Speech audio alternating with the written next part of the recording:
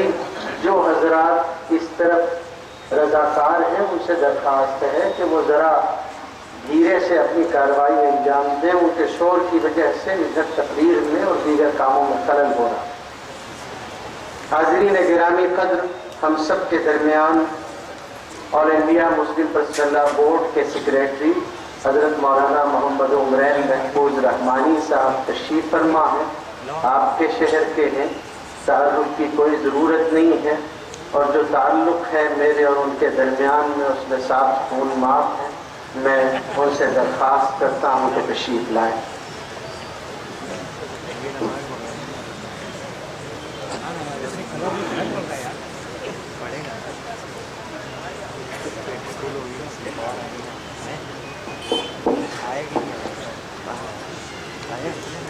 اس کو ہٹاؤ یار، یہ لیا کوئی یہاں سے چل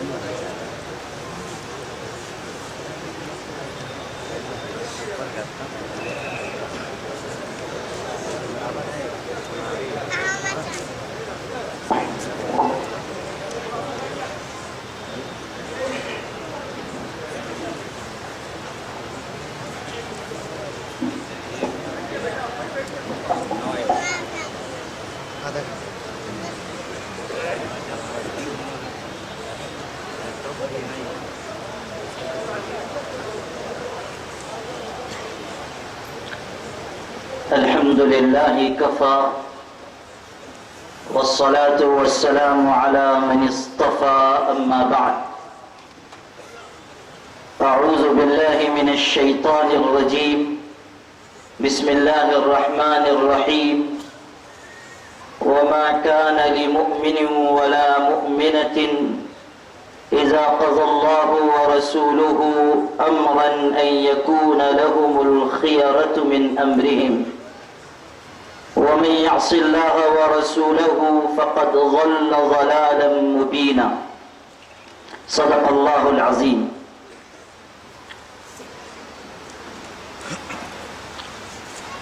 اس عظیم الشان تحفظ شریعت کانفرنس کے صدر عالی قدر عظیم عالم ربانی حضرت مولانا سید محمد ولی صاحب رحمانی دامت برکاتہم، جنرل سیکریٹری آل انڈیا مسلم پرسنل لا بورڈ، اس عظیم الشان اجلاس کے مہمان معظم، لکھنؤ سے تشریف لائے ہوئے مشہور عالم دین و شیخ طریقت حضرت مولانا بلال حسنی ندوی زید مجدہم، مختلف مسالک، جماعتوں، جمعیتوں، تنظیموں اور اداروں کے سربراہ حضرات، نمائندگان، اسٹیج پر رونق افروز معزز شخصیات، آپ تمام قابل احترام بھائیوں، بزرگوں، پردہ نشین ماں اور بہنوں،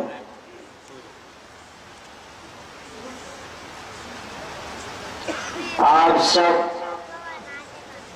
آل انڈیا مسلم پرسنل لا بورڈ کی دعوت پر یہاں جمع ہوئے ہیں، اور اس وقت یہ ملک جن نازک حالات سے گزر رہا ہے اس میں ہر مسلمان امید بھری نظروں سے آل انڈیا مسلم پرسنل لا بورڈ کو دیکھ رہا ہے۔ آج کا یہ بامقصد اجلاس اس لیے منعقد کیا گیا ہے کہ ان مشکل حالات میں ہمارے آپ کے لیے کیا راہ عمل ہے اسے واضح کیا جائے۔ بہت ہی اہم گزارشات مجھے کرنی ہیں، اور آل انڈیا مسلم پرسنل لا بورڈ کے خادم کی حیثیت سے آپ تمام کو بہت ہی اہم پیغام دینا ہے۔ سب سے پہلی بات یہ ہے کہ ہم تمام اہل ایمان کے لیے اللہ پاک کا یہ فیصلہ ہے کہ ہم زندگی کی آخری سانس تک اللہ کے دین پر، اس کی عطا کی ہوئی شریعت پر قائم رہیں۔ اللہ پاک نے جو قانون ہمیں دیا ہے، اللہ پاک نے زندگی گزارنے کا جو نظام ہم سب کو عطا کیا ہے، اس نظام میں حسن بھی ہے، توازن بھی ہے، خوبصورتی بھی ہے، ہر ایک کے حق ادا کرنے کی صفت اور صلاحیت بھی ہے، عدل اور انصاف بھی ہے۔ اللہ کا عطا کیا ہوا نظام ظلم اور زیادتی سے پاک ہے۔ اللہ کے دیے ہوئے قوانین دنیا کے قوانین کی طرح عیب والے نہیں ہیں۔ اللہ تعالیٰ کے قوانین بے عیب ہیں، اللہ کا نظام بے عیب ہے۔ اسی لیے اس بات کا مطالبہ تمام اہل ایمان سے کیا گیا کہ تمام مسلمان اللہ کے دین اور اس کی شریعت پر جم جائیں، قائم رہیں، اور کسی ایک حکم شریعت کو بھی، کسی ایک قانون شریعت کو بھی نظر انداز نہ کریں۔ اللہ پاک نے قرآن مجید میں صاف صاف اعلان فرمایا، وَمَا كَانَ لِمُؤْمِنٍ وَلَا مُؤْمِنَةٍ إِذَا قَضَى اللَّهُ وَرَسُولُهُ أَمْرًا أَن يَكُونَ لَهُمُ الْخِيَرَةُ مِنْ أَمْرِهِمْ۔ کسی مسلمان مرد و عورت کے لیے اس بات کی گنجائش نہیں ہے کہ اللہ اس کے رسول کے فیصلے کے بعد وہ کوئی اور راستہ اختیار کرے، کسی اور طریقے کو اختیار کرے، کوئی اور قانون اختیار کرے۔ اللہ کا فیصلہ آخری فیصلہ، رسول پاک صلی اللہ علیہ وسلم کا فیصلہ آخری فیصلہ۔ فَلَا وَرَبِّكَ لَا يُؤْمِنُونَ حَتَّى يُحَكِّمُوكَ فِي مَا شَجَرَ بَيْنَهُمْ ثم لا يجدوا في أنفسهم حرجا مما قضيت ويسلموا تسليما۔ ارشاد فرمایا اور قسم کھا کر یہ بات کہی گئی کہ تیرے پروردگار کی قسم، مسلمان اس وقت تک مسلمان نہیں ہو سکتے جب تک کہ اپنے معاملات و مسائل میں محمد صلی اللہ علیہ وسلم کو حکم اور فیصل تسلیم نہ کریں، اور ان کے عطا کیے ہوئے فیصلوں کو بجان و دل تسلیم نہ کریں۔ یسلموا تسلیما، جو فیصلہ ہو اس کو قبول کریں، اگرچہ کہ وہ فیصلہ ان کے من کی چاہت کے خلاف ہو۔ لیکن ایمان یہ ہے کہ اللہ اس کے رسول کے فیصلوں کو دل و جان سے تسلیم کیا جائے، اللہ کی شریعت پر عمل کیا جائے، خدا کے قوانین کو اپنی زندگی میں جگہ دی جائے۔ یہ اللہ کا مطالبہ ہے۔ آج کے ان مشکل حالات میں آل انڈیا مسلم پرسنل لا بورڈ کا سب سے پہلا اور سب سے بڑا پیغام تو یہ ہے کہ آپ اس بات کا عزم اپنے دل میں پیدا کریں کہ ہم اللہ کے دین پر قائم ہیں اور اللہ کے دین پر قائم رہیں گے۔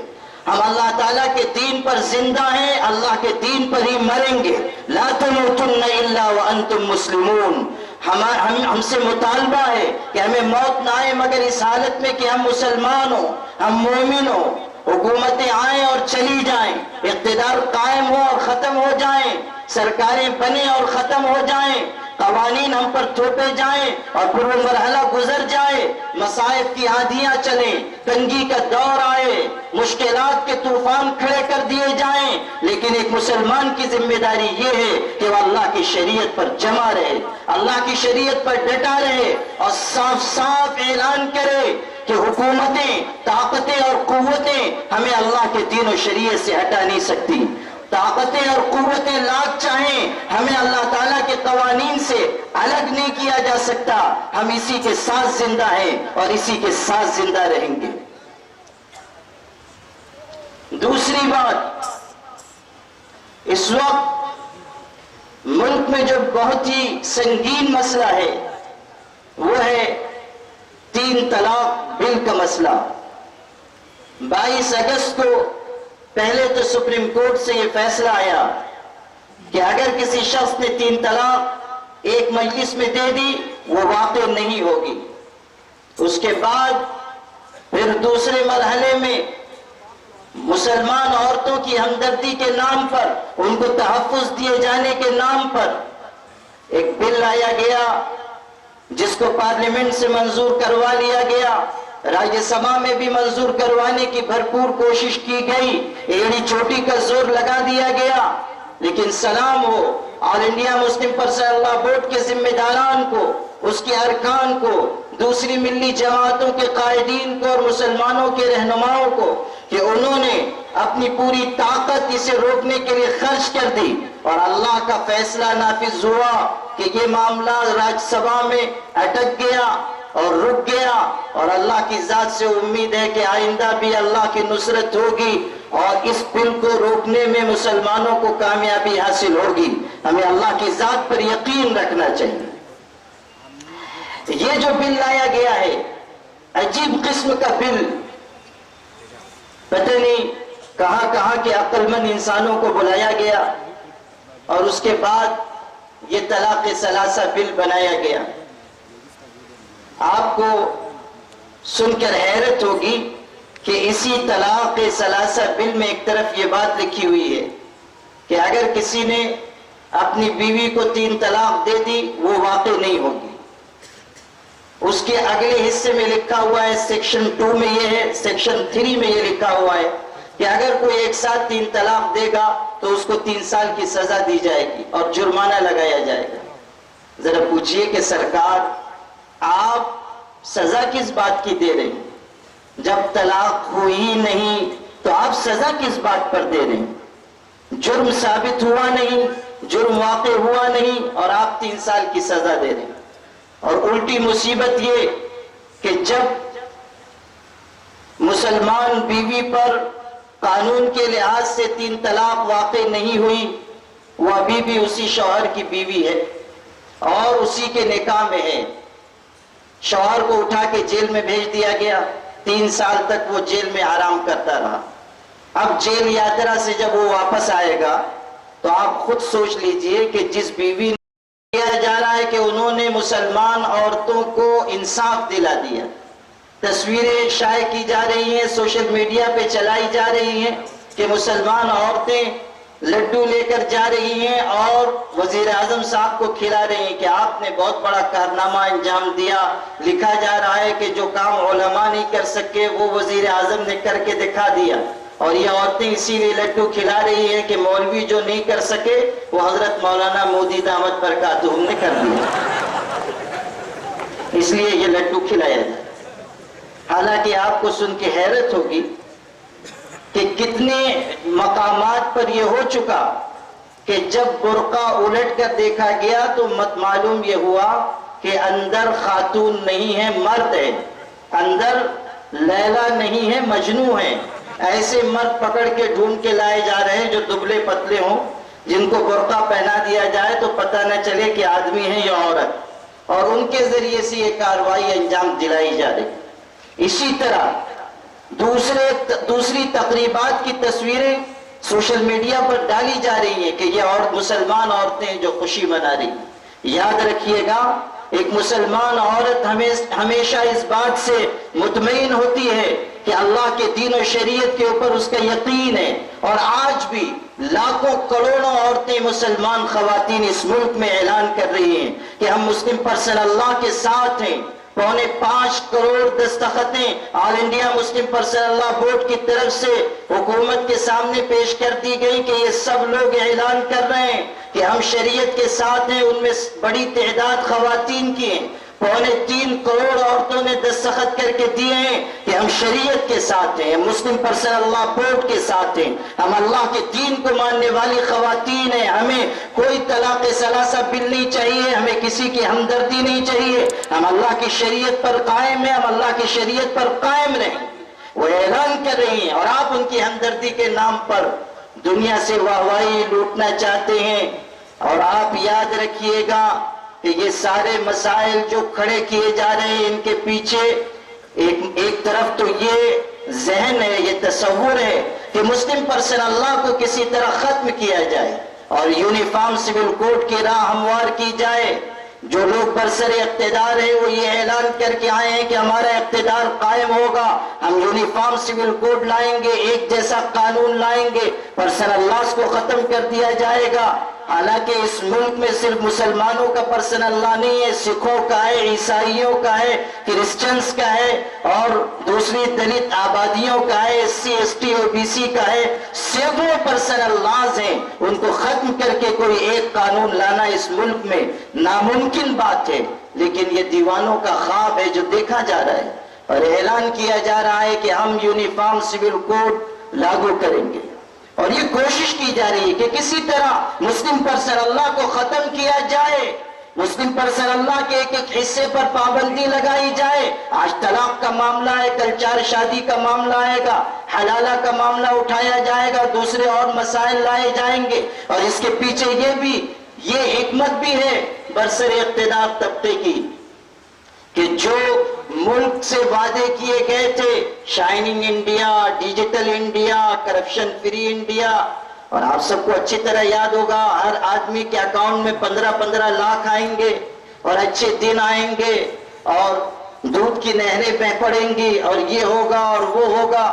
وہ سارے خواب جو دکھائے گئے تھے، اب جب ملک کے عوام ان کی طرف نظر اٹھا کر دیکھنا چاہتے ہیں تو ان کو متوجہ کر دیا جاتا ہے ان ایشوز کی طرف جن کا کوئی تعلق ملک کی ترقی سے نہیں ہے، جن کا کوئی تعلق ان دعووں اور وعدوں سے نہیں ہے جو دعوے اور وعدے برسر اقتدار طبقے کو اوپر لے کر آئے ہیں۔ اس لیے ہمیں صاف کہنا چاہیے کہ آپ جو وعدے کر کے آئے ہیں وہ وعدے پورے کیجئے، آپ نے جو دعوے کیے تھے وہ دعوے آپ پورے کیجئے۔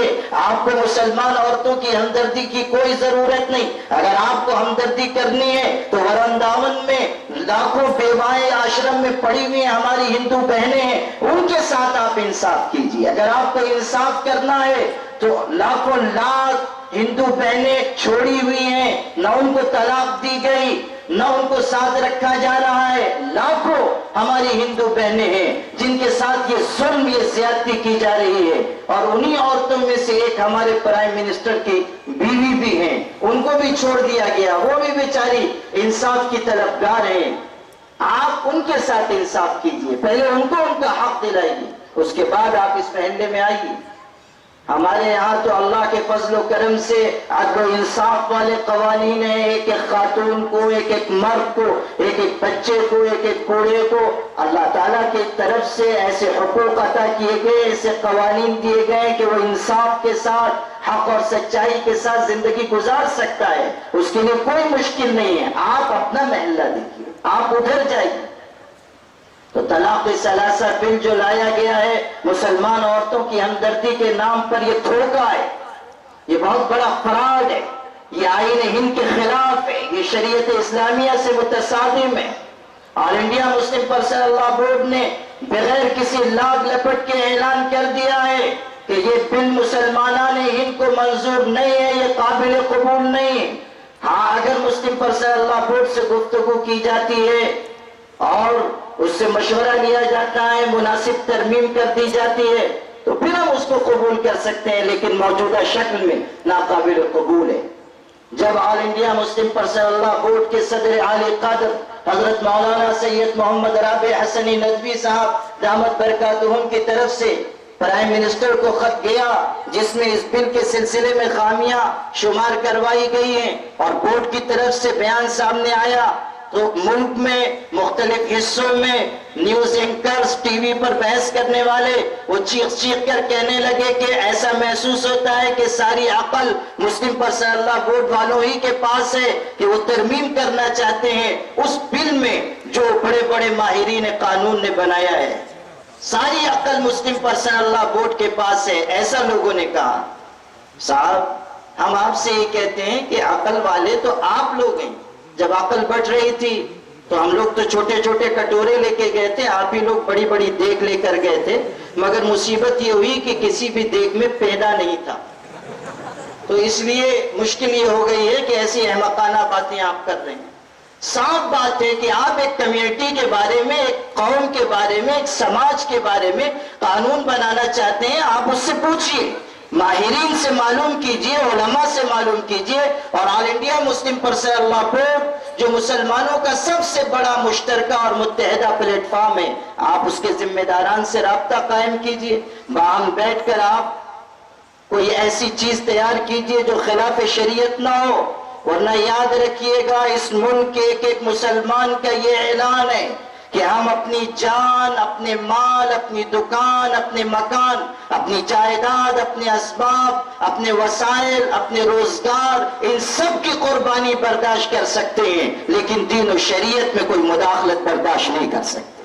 ہمارا اعلان ہے کہ ہم اللہ تعالیٰ کے دین و شریعت پر آخری سانس تک قائم رہیں گے، اور اللہ تعالیٰ کے دین و شریعت کو ہم اپنی جان، اپنے مال سے زیادہ عزیز سمجھتے ہیں۔ تو یہ جو طلاق ثلاثہ بل لایا گیا ہے اور جس کی قانونی باریکیاں ابھی حضرت مفکر اسلام دامت برکاتہم کی زبان مبارک سے آپ سنیں گے، اس لیے کہ حضرت والا دامت برکاتہم ایک طرف اسلامی قانون کے ماہر ہیں تو دوسری طرف ملکی قوانین کے بھی ماہر ہیں، اور 22 سال تک قانون سازی کر چکے ہیں اور قانون ساز اسمبلی کے ڈپٹی چیئرمین رہ چکے ہیں، اس لیے ان کو نہیں بتایا جا سکتا کہ ملک کا قانون کیا ہے اور آئین ہند کیا ہے۔ تیسری بات مجھے یہ عرض کرنی ہے کہ اس وقت بعض مسلمان پست ہمتی کا، بزدلی کا یا مایوسی کا شکار ہو رہے ہیں۔ آل انڈیا مسلم پرسنل لا بورڈ آپ کو آواز دیتا ہے کہ حالات تشویشناک ضرور ہیں، حالات سنگین ہیں، لیکن آپ ان مشکل اور تشویشناک حالات میں ہرگز مایوس نہ ہوں۔ آپ اللہ کی ذات پر یقین رکھیں، اللہ تعالیٰ کی طاقت پر بھروسہ رکھیں، اور اس بات کو ذہن میں بٹھا لیں کہ اگر فرقہ پرست عناصر آج طاقتور ہیں تو کل وہ طاقتور نہیں ہوں گے۔ قیامت تک رہنے کے لیے کوئی اقتدار نہیں آیا، سرکاریں آتی ہیں اور جاتی ہیں۔ اسی ملک میں ان لوگوں کا اقتدار بھی قائم ہوا جن کی سلطنت میں سورج نہیں ڈوبتا تھا، جن کو انگریز کہا جاتا ہے۔ جو لوگ گوری چمڑی رکھنے والے، کالا تل رکھنے والے لوگ، وہ اس ملک پر قابض ہوئے، تجارت کے نام پر آئے اور پورے ملک کو یرغمال بنا لیا، اور پورے ملک میں دندناتے پھرے اور بادشاہ کو معزول کر دیا، اور ہزاروں لاکھوں انسانوں کا قتل عام ہوا، اور نہ جانے کتنے کی املاک اور جائیدادیں تباہ و برباد کر دی گئی۔ ایسا محسوس ہوتا تھا کہ اب ان کا اقتدار کبھی ختم نہیں ہوگا، یہ آ گئے اب کبھی نہیں جائیں گے۔ لیکن یہی مدارس کے لوگ، یہی علماء، یہی خانقاہوں کے درویش، یہی مشائخ ان کے مقابلے میں سامنے آئے اور اعلان کر دیا گیا ان الہند قد عادت دار الحرب، ہندوستان دار الحرب بن چکا ہے، اب انگریزوں کو اس ملک سے نکال باہر کرو۔ بوریا پوش علماء سامنے آئے، خرقہ پوش علماء سامنے آئے، مدارس کے لوگ سامنے آئے، اور انہوں نے پورے ملک کے مسلمانوں کی اور ہندو بھائیوں کی قیادت کی اور اس اقتدار کو یہاں سے بے دخل کیا جس کے رقبہ سلطنت میں سورج نہیں ڈوبتا تھا۔ ان لوگوں کی کیا اوقات ہے جن کا سورج کبھی بہار میں ڈوب جاتا ہے، کبھی یوپی میں ڈوب جاتا ہے، کبھی گجرات میں ڈوبنے لگ جاتا ہے، اور ڈوبنے لگ جاتا ہے تو ای وی ایم کی کرامات شروع ہو جاتی ہیں۔ آج کل ہمارے ملک میں انسانوں سے زیادہ مشینیں ووٹ دینے لگی، مشینیں ووٹ دیتی ہیں، ان کے بلبوتے پر لوگ کامیاب ہو جاتے ہیں۔ تو اقتدار آپ کا کبھی یہاں ڈوبتا ہے، کبھی وہاں ڈوبتا ہے، آپ کہاں مقابلے پر آ رہے ہیں؟ اور ان مدرسے والوں کے خلاف آپ کیسے بات کر رہے ہیں جنہوں نے ملک کی جدوجہد آزادی میں قائدانہ کردار ادا کیا ہے؟ ایک صاحب بیٹھے ہوئے دہلی میں، بظاہر مسلمانوں جیسا نام ہے، لیکن وہ قلابازیاں کھا رہے ہیں، سی بی آئی کی لٹکتی ہوئی تلوار کے نیچے طرح طرح کے بیانات داغ رہے ہیں، اور مدارس میں ان کو دہشت گردی نظر آ رہی ہے، اور وہ ایسا چشمہ لگائے ہوئے ہیں، ایسی اینک لگائے ہوئے ہیں جس کے پار صرف وہ چیز نظر آتی ہے جو ان کو برسر اقتدار طبقہ دکھانا چاہتا ہے۔ ہم ان سے بھی اور ان کے پس پشت موجود سرکاری نمائندوں سے بھی یہ کہنا چاہتے ہیں کہ مدرسے والوں کو نہ چھیڑیے، مدارس کے لوگوں کو بدنام نہ کیجیے، اور مدارس کے اوپر مدارس سے حب الوطنی کی دستاویز نہ مانگیے۔ یہ مدرسے وہ ہیں جنہوں نے ملک کی جدوجہد آزادی میں قائدانہ کردار اور رول ادا کیا تھا، اور آپ کا شجر نسب ان لوگوں سے ملتا ہے جنہوں نے انگریزوں کے جیل کے باہر معافی نامہ داخل کر کے انگریزوں کے جیل سے رہائی حاصل کی۔ آپ اپنے کردار پر نظر کیجیے اور مدارس کے لوگوں کو بدنام نہ کیجیے۔ اسلامی قوانین کے ساتھ چھیڑ چھاڑ نہ کیجیے. تو حالات آج سنگین ہیں، مایوس ہونے کی کوئی ضرورت نہیں ہے. اللہ پاک کا اعلان ہے، قل اللہم مالک الملک تؤتی الملک من تشاء وتنزع الملک ممن تشاء وتعز من تشاء وتذل من تشاء بيدك الخير إنك على كل شيء قدير تولج الليل في النهار وتولج النهار في الليل وتخرج الحي من الميت وتخرج الميت من الحي وترزق من تشاء بغیر حساب. اعلان فرمایا گیا کہ اے پیغمبر آپ دنیا کے انسانوں کو بتا دیجئے کہ وہ اللہ بادشاہوں کا بادشاہ ہے، تخت و تاج اس کے ہاتھ میں ہے، عزت و ذلت کے پیمانے اس کے دست قدرت میں ہے، وہ جب جو چاہے کرنے پر قادر ہے. رات کو دن میں داخل کرتا ہے، دن کو رات میں داخل کرتا ہے. وہی اللہ ہے جو زندہ سے مردہ کو پیدا کرتا ہے، مردہ سے زندہ کو نکالتا ہے، جس کو چاہتا ہے بے حساب روزی عطا کرتا ہے. پورا نظام قدرت اس کے ہاتھ میں ہے. وہی اللہ آسمان و زمین کا مالک ہے، سمندروں کی تہ تہ کا اور گہرائیوں کا علم رکھتا ہے. وہی اللہ ہے جو مٹی میں پڑنے والے ایک دانے کے اندر کوپل پیدا کرتا ہے اور زمین کو پھاڑ دیتا ہے اور آسمان سے بارش برساتا ہے اور انسانوں اور جناتوں کی جانیں جس کے قبضے قدرت میں اور حیوانات اور نباتات اور جمادات کا مالک ہے وہ اللہ جس کے لفظ کن سے ساری کائنات وجود میں آئی ہے. اور وہ اللہ جب جو چاہے کرنے پر قدرت رکھتا ہے. اقبال نے کہا تھا پالتا ہے بیج کو مٹی کی تاریکی میں کون دریاؤں کی موجوں سے اٹھاتا ہے سحاب. کس نے بھر دی موتیوں سے خوشے گندم کی جیب. کس کی ہے یہ زمین، کس کا ہے یہ نور آفتاب. کون لایا کھینچ کر پچھم سے باد سازگار. موسموں کو کس نے سکھلائی ہے خوئے انقلاب. یہ تمام کام انجام دینے والی ذات اگر کسی کی ہے تو وہ اللہ ہے. اللہ لا الہ الا هو الحی القیوم. تمام نظام کائنات کو چلانے والا اور تھامنے والا زبردست قدرت رکھنے والا اللہ ہے. جب ظالموں کا ظلم حد سے بڑھ جاتا ہے، جب عصیان و طغیان حد سے بڑھ جاتا ہے، جب کمزوروں کو ستایا جاتا ہے، جب تمرد اور عصیان اپنے حدود سے آگے بڑھ جاتا ہے، جب انسان اپنے آپ کو خدا سمجھنے لگ جاتے ہیں، جب اقتدار کے نشے میں چور لو کمزوروں اور مظلوموں اور پریشان حالوں کو اپنے ظلم اور زیادتی کا نشانہ بنا لیتے ہیں، پھر اللہ کا نظام قدرت حرکت میں آتا ہے اور ظالموں کو جو ڈھیل دی گئی ہے وہ واپس لے لی جاتی ہے، مہلت ختم کر دی جاتی ہے.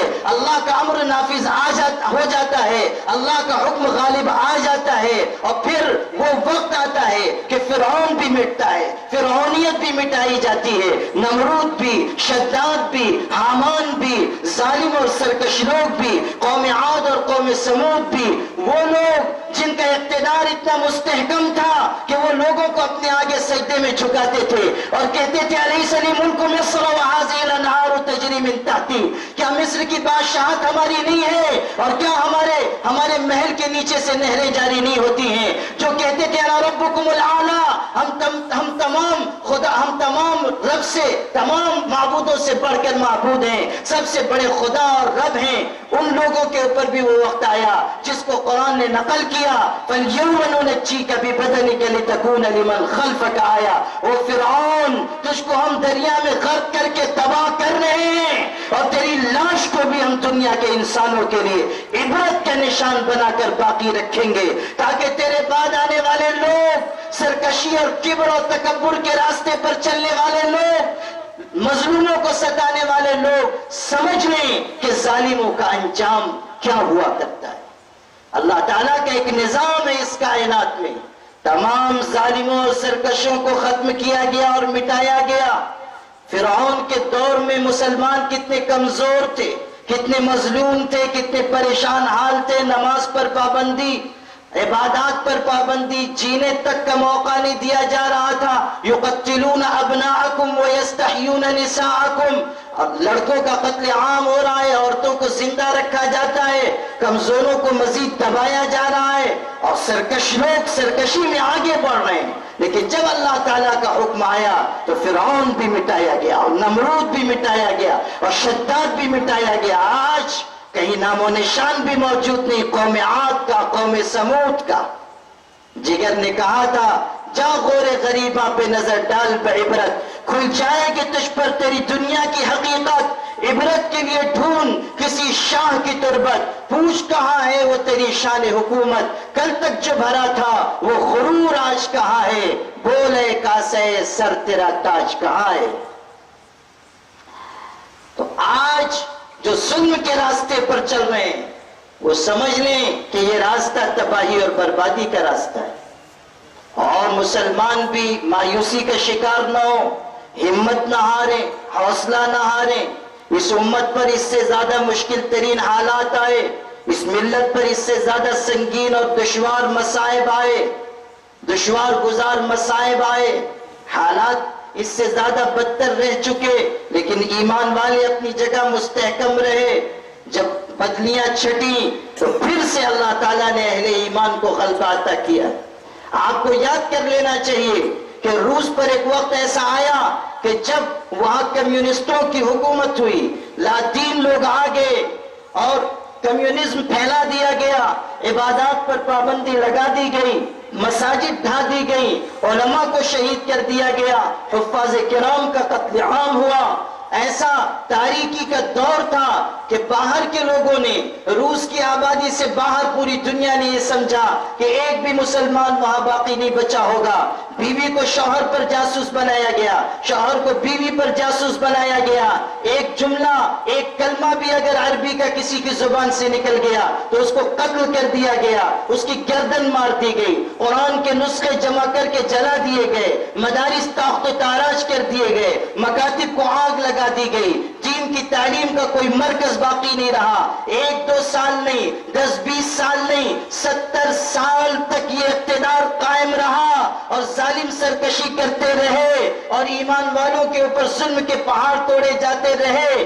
70 سال کے بعد جب وہ اقتدار ختم ہوا، اللہ کا حکم نافذ ہوا، اقتدار تبدیل کیا گیا اور عروج پر بیٹھے ہوئے انسانوں کو زوال سے دوچار کر دیا گیا، اور وہاں کے مسلمان نکلے، دنیا کے مختلف خطوں میں گئے تو لوگ حیران رہ گئے کہ جہاں کے بارے میں یہ تصور تھا کہ شاید اب وہاں کوئی کلمہ جاننے والا بھی نہیں ہوگا، شاید وہاں کوئی ثنا پڑھنے والا نہیں ہوگا، شاید وہاں کوئی اتحیات یاد رکھنے والا بھی نہیں ہوگا، شاید وہاں کوئی نماز کا پورا طریقہ جاننے والا بھی نہیں ہوگا۔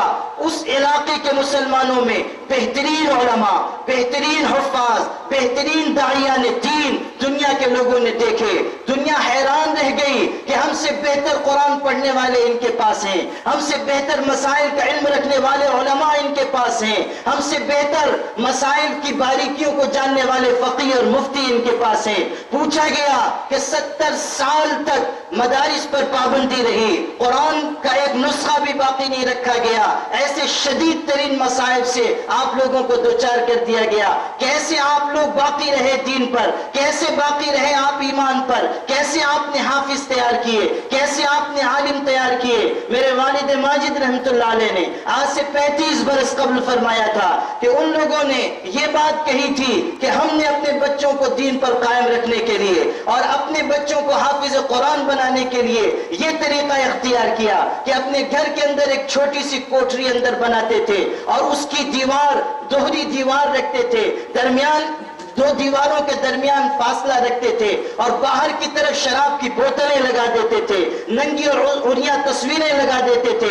فوجی آتے تھے، دیکھتے تھے کہ یہاں تو شراب پی جا رہی ہے، یہاں تو تصویریں لگی ہوئی ہیں، یہاں کوئی دیندار نہیں ہوگا، یہاں کوئی اسلام سے تعلق رکھنے والا نہیں ہوگا۔ ان شراب کی بوتلوں کے پیچھے دیوار، اس دیوار کے پیچھے خلا، اس کے بعد دوسری دیوار اور اندر چھوٹی سی جگہ میں ایک حافظ قرآن بیٹھا ہوا ہے اور وہ چند چھوٹے چھوٹے بچوں کو لے کر قرآن مجید کی تعلیم قرآن کے صفحات کے ذریعے نہیں، اپنے دل میں محفوظ، سینے میں محفوظ قرآن کے ذریعے دے رہا ہے۔ انہوں نے بتایا اور یہ سن کر ہمارے ملک کے علماء ششتر اور حیران رہ گئے کہ ہم نے یہ طریقہ اختیار کیا تعلیم کا کہ تہجد کے وقت ایک فرضی جنازہ بنا کر ہم نکلتے تھے، قبرستان جاتے تھے اور وہاں قبر میں ہم اپنے چند بچوں کو اتار دیتے تھے، ایک حافظ قرآن کو یا عالم کو اتار دیتے تھے، وہ موم بتی جلا کر ہمارے بچوں کو دین کی تعلیم دیتا تھا، اوپر سے ہم تختے لگا دیتے تھے، کوئی فوجی سپاہی آنے لگتا تو ہم مٹی اپنی مٹھی میں بھر بھر کے ڈالنے لگتے، گویا کہ ہم مردے کی تدفین کر رہے ہیں اور اندر قرآن کی اور حدیث کی تعلیم دی جاتی تھی۔ یہ ہے وہ چیز جس کو قرآن نے کہا یریدون لیطفئوا نور اللہ بافواہہم واللہ متم نورہ ولو کرہ الکافرون۔ یہ لوگ یہ چاہتے ہیں، یہ کافر، یہ مشرک یہ چاہتے ہیں کہ اللہ تعالیٰ کے نور کو بجھا دیں، چراغ ایمانی کو گل کر دیں، لیکن سن لو طاقت والے اللہ کا فیصلہ ہے واللہ متم نورہ ولو کرہ الکافرون۔ اللہ تعالیٰ نور ایمانی کو پورا کر کے رہے گا، چاہے کافر کتنا ہی ناگوار کیوں نہ خیال کرے، مشرکین چاہے کتنا ہی ناگواری کیوں نہ محسوس کریں، اللہ کا فیصلہ ہے، نور ایمان غالب آ کر رہے گا۔ اللہ کا نظام ہے کہ اللہ تعالیٰ دین کو سربلندی عطا کرے گا، اللہ کا نظام ہے کہ اللہ تعالیٰ اہل ایمان کی نصرت فرمائے گا۔ اِنَّا لَنَنصُرُ رُسُلَنَا وَالَّذِينَ آمَنُوا فِي الْحَيَاةِ الدُّنْيَا وَيَوْمَ يَقُومُ الْأَشْهَادُ۔ پڑھو قرآن، صاف اعلان کیا گیا کہ ہم اپنے رسولوں کی بھی مدد کریں گے، اہل ایمان کی بھی مدد کریں گے۔ صاف اعلان کیا گیا وعد اللہ الذین آمنوا منکم وعملوا الصالحات ليستخلفنهم في الارض كما استخلف الذين من قبلهم وليمكنن لهم دينهم الذي ارتضى لهم وليبدلنهم من بعد خوفهم امنا يعبدونني لا يشركون بي شيئا۔ اللہ کا وعدہ ہے کہ اللہ تعالیٰ اہل ایمان کو غالب کر کے رہے گا، اس لیے مایوس ہونے کی کوئی ضرورت نہیں ہے، لیکن احتساب کی ضرورت ہے۔ ہم احتساب کریں اپنی زندگی کا۔ اس جلسے کا ایک عنوان اصلاح معاشرہ بھی ہے، ہم جائزہ لیں اپنی ذات کا، سماج کا، اپنے معاشرے کا، اپنی زندگی کا کہ ہم اللہ کی مدد کے حقدار ہیں یا نہیں، ہماری زندگی میں وہ اعمال ہیں یا نہیں جو اللہ کی نصرت کو متوجہ کرتے ہیں۔ کہیں ایسا تو نہیں کہ ہماری زندگیاں اللہ کے دین سے دور ہو رہی ہوں، کہیں ایسا تو نہیں کہ ہم اتحاد و اتفاق کا راستہ چھوڑ کر انتشار کے راستے پر جا رہے ہوں، کہیں ایسا تو نہیں کہ مسلک کے نام پر، جماعت کے نام پر، ذات اور برادری کے نام پر، خاندان کے نام پر ہم ٹکڑوں میں اور فرقوں میں بیٹھ رہے ہوں، کہیں ایسا تو نہیں ہے کہ ہم معاملات میں، اخلاق میں، معاشرت میں پیچھے ہو رہے ہوں جس کی وجہ سے اللہ تعالیٰ کی نصرت ہم سے اٹھا لی گئی۔ ہمیں غور کرنا ہوگا، احتساب کرنا ہوگا۔ طلاق کے سلسلے میں بل لایا گیا، طلاق ثلاثہ کے سلسلے میں سپریم کورٹ کا فیصلہ بھی آیا۔ ہمیں غور کرنا ہوگا کہ طلاق کے سلسلے میں بھی کیا ہم اس نہج پر قائم ہیں جو اللہ نے ہمیں بتایا ہے۔ ابھی حضرت مولانا بلال صاحب نے اشارہ فرمایا کہ ہم غور کریں کہ کیا شریعت کے تقاضوں اور ضابطوں کے مطابق طلاق دی جا رہی ہے۔ بلا وجہ طلاق، جذبات میں آ کر طلاق، غصے میں آ کر طلاق، یہ ٹھیک طریقہ نہیں ہے۔ اگرچہ کہ میں یہ بات پوری طاقت سے کہتا ہوں کہ جو پروپیگنڈا کیا جا رہا ہے اور ٹی وی پر بیٹھنے والے جو حلق پھاڑ پھاڑ کر چیختے و چلاتے ہیں کہ مسلمانوں کے سماج میں بہت طلاق ہے، بہت طلاق ہے، وہ بھی کان کھول کر سن لیں اور مسلمان بھی غلط فہمی کا شکار نہ رہیں کہ مسلمانوں میں مذہبی اعتبار سے مسلمانوں میں سب سے زیادہ طلاق، سب سے کم طلاق مسلمانوں کے ہاں ہے اور سب سے زیادہ طلاق ہندو بھائیوں کے ہاں ہے۔ ہمارے علماء کی قربانیوں، محنتوں کا نتیجہ ہے کہ طلاق سب سے کم مسلمانوں کے ہاں ہے۔ ابھی پچھلے چند سال پہلے کے اعداد و شمار ہیں کہ 0.44% طلاق مسلمانوں کے ہاں، یہ سرکاری اعداد و شمار ہیں، یعنی 200 شادیاں اگر مسلمانوں کی ہوتی ہیں تو کسی ایک شادی کا اختتام طلاق پر ہوتا ہے۔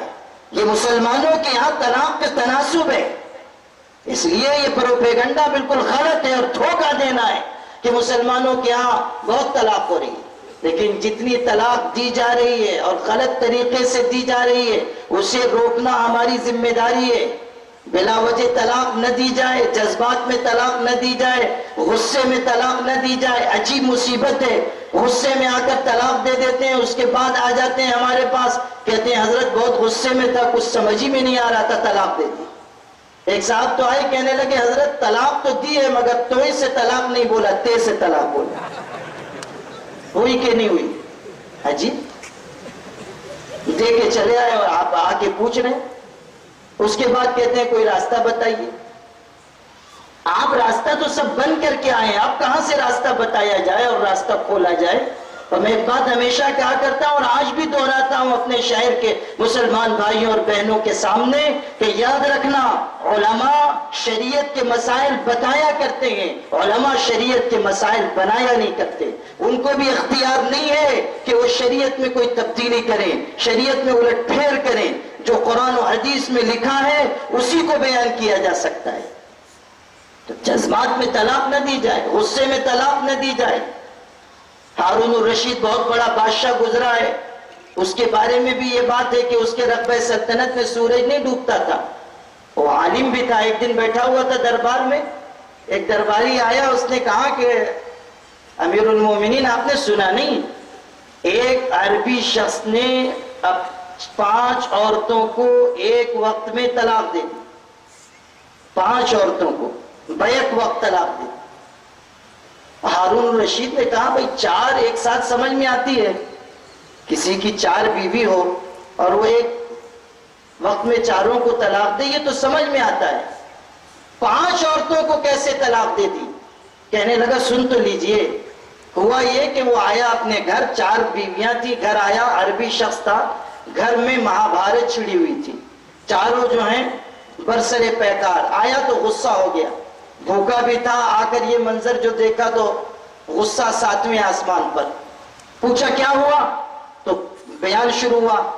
اب لمبا بیان، عورتوں کا بیان مختصر تو ہو ہی نہیں سکتا ہے، تو لمبا بیان. اس کا غصہ اور بڑھا. اس نے ایک کو کی طرف اشارہ کر کے کہا لگتا ہے تیرا ہی سارا قصور ہے، تجھ کو 3 طلاق. دوسری چیخ پڑی ارے آپ نے یہ کیا کیا، ایک ساتھ 3 طلاق دے دی، آپ کو ایسا نہیں کرنا چاہیے. اس نے کہا او نصیحت کرنے والی تجھ کو بھی 3 طلاق. تیسری نے دیکھا کہ مصیبت کہیں ادھر نہ آ جائے، کہنے لگی اتق اللہ، اللہ سے ڈر، یہ کیا کام کر رہا ہے؟ کہنے لگا او اللہ سے ڈرانے والی تجھ کو بھی 3 طلاق. چوتھی نے دیکھا تو میں اکیلی تنہا باقی بچی ہوں، کہنے لگی کہ آپ نے اچھا نہیں کیا، 3 بیویوں کو ایک ساتھ طلاق دے دی، عرب کے لوگ سنیں گے تو تانا دیں گے. کہنے لگا او تانے کا خوف دلانے والی تجھ کو بھی 3 طلاق. تو 4 تو فارغ ہو ہی گئی، 5ویں کہاں سے آئی؟ جب یہ 4 کو پڑ گئی تو پڑوسن ساری بات سن رہی تھی، اس نے بازو سے پکار کے کہا کہ تجھ کو اللہ کا ڈر نہیں ہے، ایک وقت میں 4 کو طلاق دے دی، کھائے گا کہاں سے؟ اس نے کہا قسم خدا کی اگر تیرے شوہر کی اجازت ہوتی تو تجھ کو بھی طلاق دے دیتا. وہ تو پہلے ہی سے جلا بھنا بیٹھا تھا، اس نے کہا اجازت ہے. تو وہ 5ویں بھی گئی، ایک وقت میں 5. یہ جو ہے غصے کی طلاق، جذباتیت میں آ کے طلاق غلط طریقہ ہے، اسلام اس کو پسند نہیں کرتا. ابغض الحلال عند اللہ الطلاق، حلال چیزوں میں سب سے زیادہ اللہ کو ناپسندیدہ چیز طلاق ہے.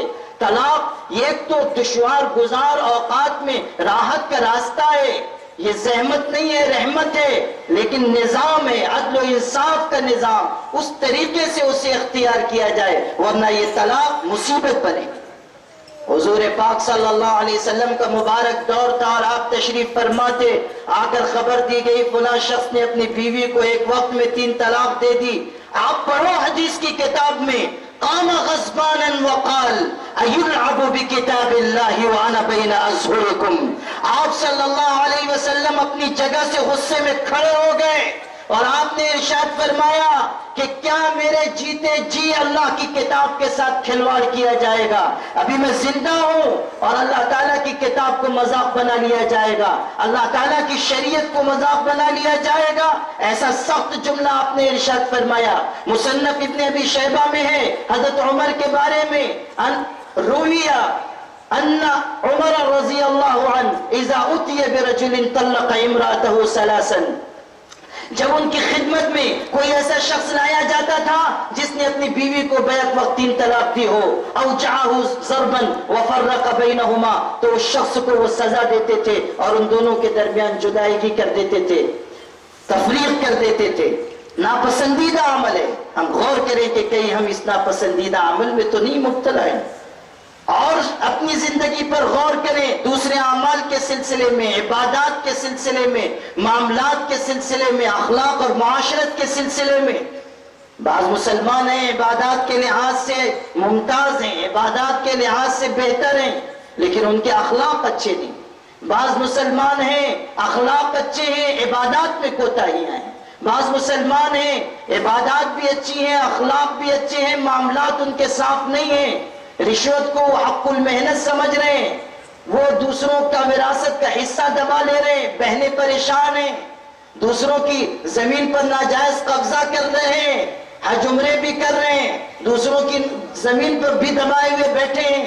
حضور پاک صلی اللہ علیہ وسلم نے ارشاد فرمایا، اگر کسی شخص نے کسی کا 1 درہم ناجائز طریقے سے لے لیا، 1 درہم 3.5 آنے کا ہوتا ہے، جیسا کہ حضرت شیخ الحدیث مولانا زکریا صاحب نے لکھا ہے، 1 درہم کسی کا ناجائز طریقے سے لے لیا، قیامت کے دن 700 مقبول نمازیں اس شخص کو دینی ہوں گی۔ آپ تصور کیجئے، حضرت نے لکھا ہے کہ اگر 33-34 روپے کسی کے ناجائز طریقے سے لے لیے تو ساری زندگی کی نمازیں اس کو دینی پڑیں گی۔ معاملات کی صفائی اسلام میں بڑی اہمیت رکھتی ہے۔ ہم غور کریں کہ ہمارے معاملات صاف ستھرے ہیں یا نہیں، ہماری تجارت، ہمارے کاروبار، ہمارے نہیں، آپ لوگ بیٹھے رہیے، وہ بھی ادھر ہی سے بھیجا گیا ہوگا، بیٹھے رہیے، اطمینان رکھیے، آپ کو کوئی مصیبت نہیں۔ تو معاملات کی صفائی بھی ہمارے اور آپ کے لیے بہت اہم مسئلہ ہے۔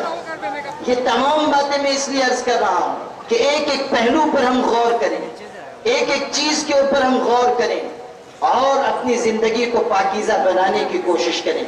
آل انڈیا مسلم پرسنل لا بورڈ طلاق ثلاثہ بل کو روکنے کی مضبوط کوششیں کر رہا ہے۔ ہمارے اکابر دن رات منہمک ہیں اور مشغول ہیں اور محنت میں لگے ہوئے ہیں، راتوں کو اٹھ کر اللہ کے آگے رو رہے ہیں اور دن کے اجالے میں کوششیں کر رہے ہیں۔ اور یہ جو بات بعض نام نہاد مسلمانوں کی طرف سے یا دانشور طبقے کی طرف سے یا ایسے لوگوں کی طرف سے جو ملی جماعتوں اور تنظیموں کی خدمات سے دور ہیں اور صحیح واقفیت نہیں رکھتے ہیں یا حکومت کے اشارے پر کام کر رہے ہیں، جو یہ لکھ رہے ہیں کہ آل انڈیا مسلم پرسنل لا بورڈ صحیح پیروی نہیں کرتا، نمائندگی نہیں کرتا، جمعیت علماء صحیح نمائندگی نہیں کرتی، مختلف جماعتوں اور تنظیموں پر جو لوگ سوالیہ نشان قائم کر رہے ہیں، یہ ان کا غلط عمل اور طریقہ ہے۔ آپ صاف صاف سن لیجئے کہ آل انڈیا مسلم پرسنل لا بورڈ اور دوسری جماعتیں پوری طاقت کے ساتھ کھڑی ہوئی ہیں اور بھرپور نمائندگی کی جا رہی ہے۔ ہمارے اکابر دن رات محنت کر رہے ہیں۔ اللہ تعالیٰ ان سب اکابر کی عمروں میں برکت عطا فرمائے اور ان کا سایہ ہم سب پر تادیر قائم رکھے۔ کوششیں ایک طرف کی جا رہی ہیں اور حکومت سے صاف صاف کہہ دیا گیا ہے بغیر دبے اور جھکے ہوئے کہ یہ بل ناقابل قبول ہے، اور میں آپ کو یقین دلاتا ہوں اپنے شہر کے غیرت مند مسلمان بھائیوں اور بہنوں کو کہ دوسری جماعتیں تنظیمیں جو اس ملک میں کسی اور بینر تلے کام کر رہی ہیں، ان کے بارے میں تو یہ سوچا جا سکتا ہے کہ وہ ضمیر بیچ دیں، وہ اپنے آپ کو بیچ دیں، لیکن ہماری ملی جماعتیں، ملی تنظیمیں، بالخصوص آل انڈیا مسلم پرسنل لا بورڈ یہ دبنے جھکنے والا بورڈ نہیں ہے اور اسے کوئی خرید نہیں سکتا ہے۔ ہم پوری طاقت و قوت کے ساتھ جمے ہوئے ہیں اور انشاءاللہ آخری دم تک جمے رہیں گے۔ اس میں آپ سب کی امداد کی، آپ سب کے تعاون کی ضرورت ہے۔ آپ تمام ایک آواز ہو کر اس بات کو پورے ملک کے سامنے پیش کریں کہ ہمارا اعتماد اور بھروسہ اپنے اکابرین پر آل انڈیا مسلم پرسنل لا بورڈ پر ہے، اور الحمدللہ کہ اس وقت یہ بورڈ سب سے بڑا، مسلمانوں کا سب سے بڑا مشترکہ اور متحدہ پلیٹ فارم ہے جس میں تمام مسالک کے لوگ ہیں. آپ دیکھ لیجئے اس وقت بھی اسٹیج پر اہل سنت والجماعت کے ہمارے صوفی غلام رسول صاحب جلوہ افروز ہیں, امیر مقامی جماعت اسلامی فیروز اعظمی صاحب ہیں, ہماری شیعہ برادری کے جناب عارف حسین سجاد حسین صاحب ہیں, امام جمعہ و جماعت جو شیعہ برادری کے ہیں وہ بھی تشریف فرما ہیں. اسی طرح ہمارے اہل حدیث بھائیوں کے نمائندے بھی یہاں موجود ہیں. ہر جماعت, ہر جمعیت, ملی تنظیم, چاہے وہ جمعیت علماء ہو, چاہے مختلف مسالک ہوں, وہ سب آل انڈیا مسلم پرسنل لا بورڈ میں شریک ہیں. اور میں سلام پیش کرتا ہوں اپنے اہل حدیث بھائیوں کو اور شیعہ برادری کے لوگوں کو کہ طلاق کے مسئلے میں اگرچہ کہ ان کا مسلک ہمارے مسلک سے کچھ الگ ہے, لیکن ان لوگوں نے صاف اعلان کیا کہ مسئلہ ایک طلاق کے, 3 طلاق کے 1 ہونے یا 3 طلاق کے 3 ہونے کا نہیں ہے, مسئلہ تو شریعت میں مداخلت کا ہے. اس لیے ہم آخری دم تک مسلم پرسنل لا بورڈ کے ساتھ کھڑے رہیں گے. یہ اتحاد و اتفاق اس ملک میں مسلم پرسنل لا بورڈ نے قائم کیا ہے, اور ہم سب کو اس اتحاد و اتفاق کو قائم رکھنا چاہیے کہ یہی اتحاد ہماری طاقت ہے. اور اسی اتحاد کو دیکھتے ہوئے ہم یہ کہہ سکتے ہیں کہ نور کی یہ کرن ظلمات پہ بھاری ہوگی, نور کی یہ کرن ظلمات پہ بھاری ہوگی, رات تمہاری ہے تو کیا صبح ہماری ہوگی. اس لیے میرے بھائیوں اور بہنوں, آج کے اجلاس سے یہ پیغام لے کر جائیے کہ ہم سب کو آل انڈیا مسلم پرسنل لا بورڈ کو مزید مستحکم کرنا ہے, مضبوط کرنا ہے.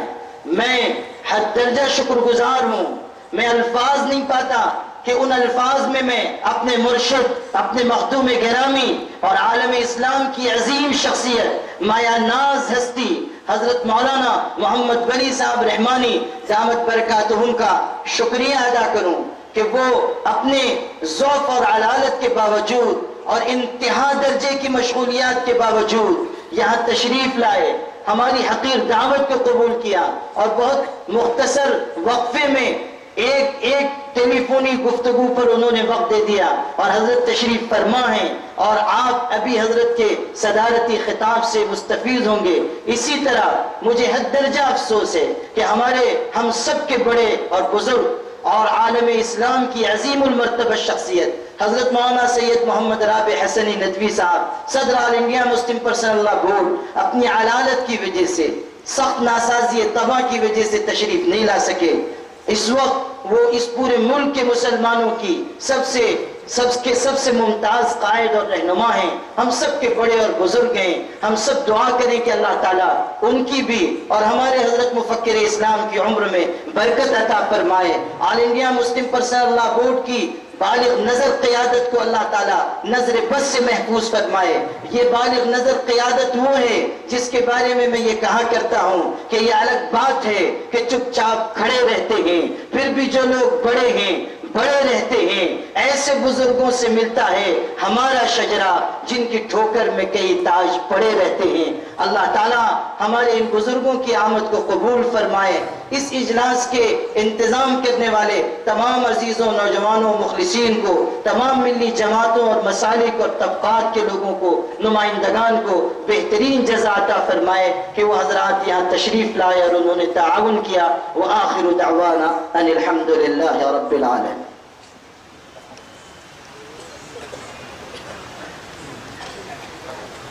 جزاکم اللہ. میں ایک مرتبہ